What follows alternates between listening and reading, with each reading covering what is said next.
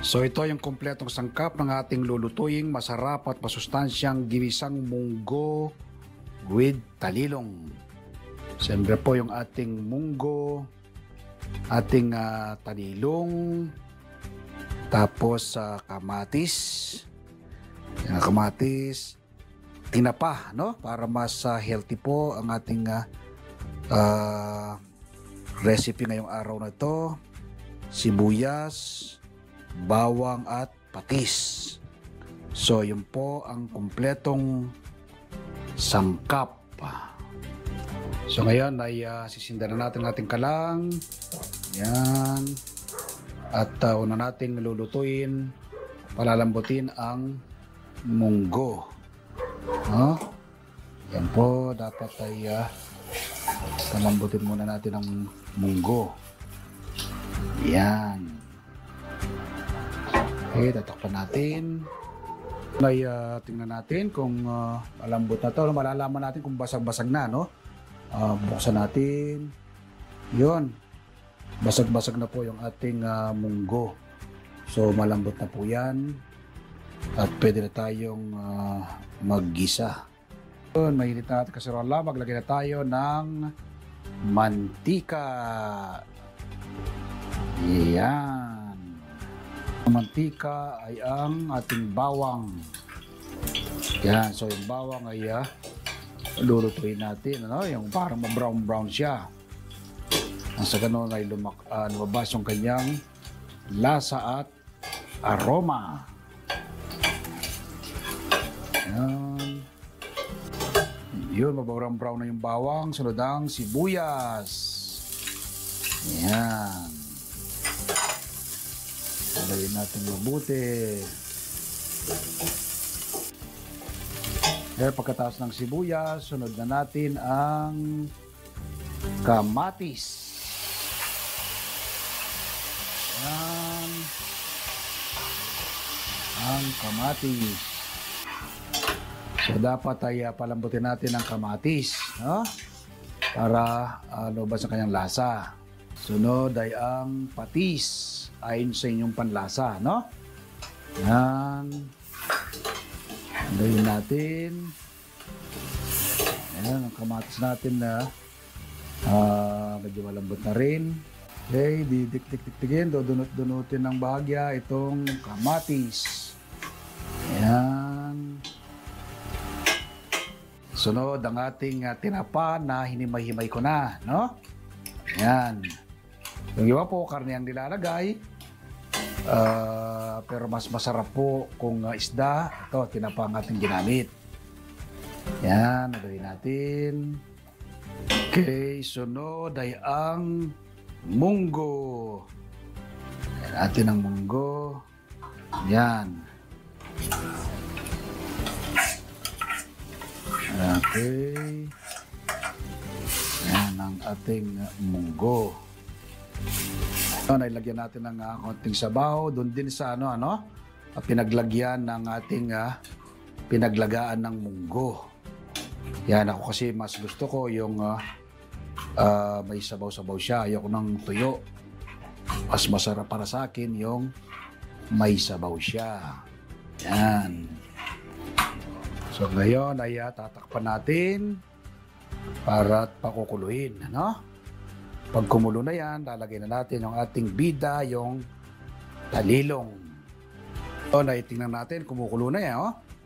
Yan. Yun, kumukulo na. So, lagay na natin yung ating bida, no? Ating talilong.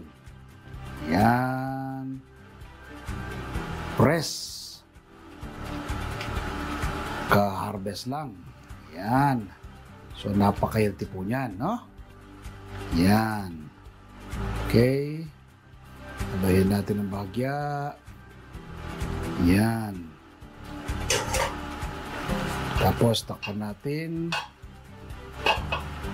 Konting-konti lang naman po yan. Then, yun. Pwede na yan, ano? Huwag niyo pong i-overcook kapag kayo ay naglalagay ng gulay, ano? Sa naman pong lutuin. Yan.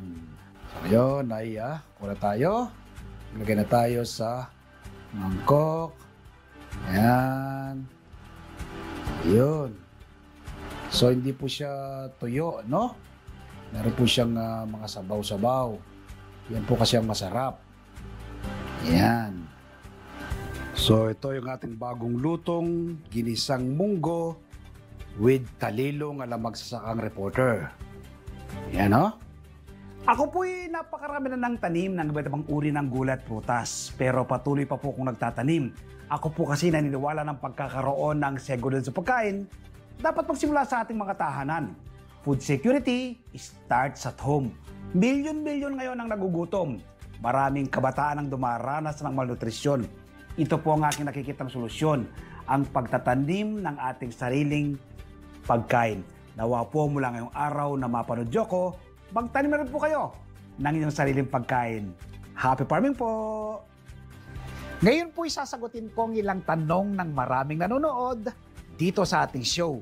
Ang unang tanong natin ay mula kay Randy Fall Torres. Hi magsasakang reporter, saan po pwedeng makakuha ng magandang lupa na pagtamnan? Salamat po.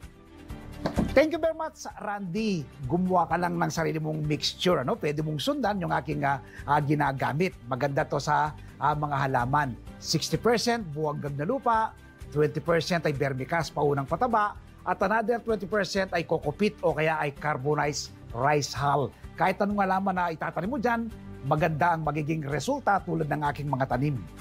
Tanong naman mula kay Kalen Garcia. Sir Mer, ano pong luto ang pwedeng gawin sa Chinese kale? Salamat po. Thank you very much sa Kalen. Kahit igisa mo lang o lagyan mo ng sardines, napakasarap niyan. Pwede rin yan sa veggie salad. Tanong naman mula kay Sophia Carolino. Sir Mer, mabubuhay po ba sa Bulinaw, Pangasinan ang lansones? Salamat po. Thank you very much, Sophia. Yes, mapapabuhay mo dyan yan. Kahit saang lugar naman ay pwedeng mabuhay ang lansones. Basta kayo nagtatanim ng mga halaman, mga fruit-bearing trees, i-apply ninyo palagi yung TLC. Nang sa ganon, magpe-payback sila, magkakaroon ng flower at maraming bunga. Tanong naman mula kay Robin Rabino. Hi magsasakang reporter, ano po bang magandang pataba o abono sa pinya? Salamat po. Thank you very much, Robin. Ako ang ginagamit ko ay vermicast. Abang lumalaki ng aking tanim na pinya, nagdadaglag akong vermicast dun sa lupa. At after a year, mga 9 months to 1 year, napapabunga ko na yung aking mga tanim na pinya sa mga bote lamang ng mineral water na katanim. Tanong naman mula kay Renato Torrio.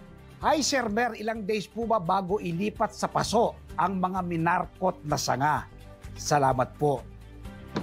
Thank you very much, Renato, sa napakagandang tanong mo. Ako ang ginagawa ko, 2.5 months. Pagka-markot, doon ko yan tinatransplant.